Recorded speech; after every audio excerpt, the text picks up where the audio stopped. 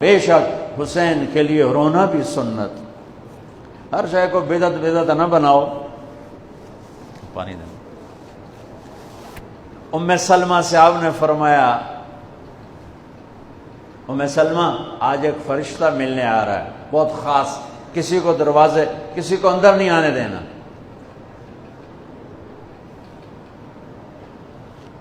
حضرت ام سلمہ پیرے پہ کھڑی ہو گئی.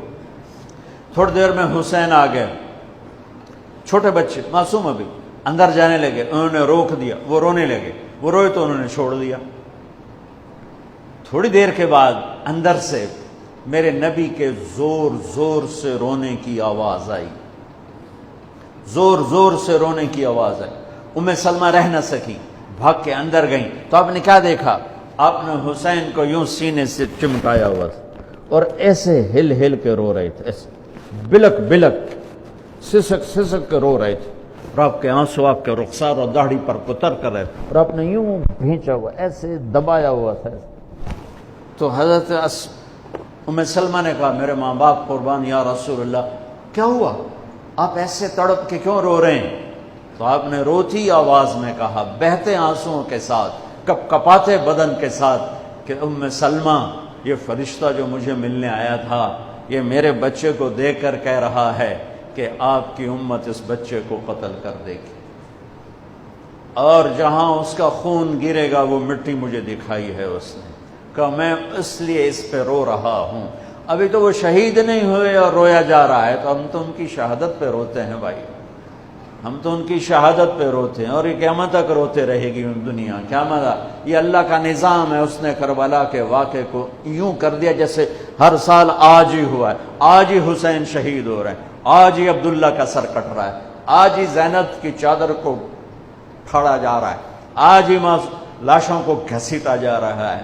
وہ میں حیران ہوتا ہوں، ٹیپو سلطان سرنگا پٹم میں شہید ہوئے. دشمن کون؟ انگریز. کون؟ کافر. تو برطانوی لشکر نے ان کو توپوں کی سلامی دے کر دفن کیا، اور عزت و احترام کے ساتھ دفن کیا. اور میرے نبی کے نواسے کی لاش کو ان کم بختوں نے کفن بھی نہ پہنانے دیا، جنازہ بھی نہ پڑھنے دیا، دفن بھی نہیں کرنے دیا. اگلے دن بنو اسد کے بارے میں پتہ چلا عمر بن سعد کو، تو راتوں کہ وہ ان کو دفنانے والے ہیں، تو راتوں رات ان کو بغیر جنازوں کے مٹی میں دبا دیا اور اوپر پانی چھوڑ دیا کہ کوئی پتہ ہی نہ چلے حسین کی لاش. بنو اسد کا بوڑھا آیا اگلے، جب پانی خشک ہو گیا وہ آیا اور اس نے مٹی اٹھا اٹھا کے سونگنا شروع کی. سبحان اللہ، سونگ رہا ہے، سونگ رہا ہے، سونگ رہا ہے. ایک جگہ کی مٹی اٹھا کے سونگا تو اس میں جنت کی خوشبو تھی. تو تڑپ کے بولا، یہ میرے نبی کے نواسے کی قبر ہے، یہ میرے نبی کے نواسے کی مٹی ہے. کہ وہ جنت کے سردار تھے تو قبر بھی جنت کی خوشبو پھیلا رہی ہے اس کی. حالانکہ بن دیکھی بات ہے، کیونکہ انہوں نے راتوں رات ان کو دبا دیا کہ ان کا جنازہ بھی نہ ہو. لعنت ہو ان کی قبروں پر، ان کی ہڈیوں پر، ان کی روحوں پر، ان کی مٹی پر، ان کی خاک پر. سمجھ میں نہیں آتا.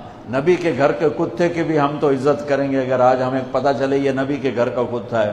ان کم بختوں کے سامنے نبی کے نواسے کھڑے تھے، نبی کی نواسیاں تھیں اور نبی کی اولاد تھی، اور ان کے دل ایسے پتھر، آنکھیں ایسی اندھی، کان ایسے بہرے کہ انہیں ایسے تلوار چلائی جیسے سامنے کوئی رومی لشکر کھڑا ہو، یا جیسے سامنے کوئی فارسی لشکر کھڑا ہو. اتنے عظیم ہستیاں، میں کہاں سے بیان کروں؟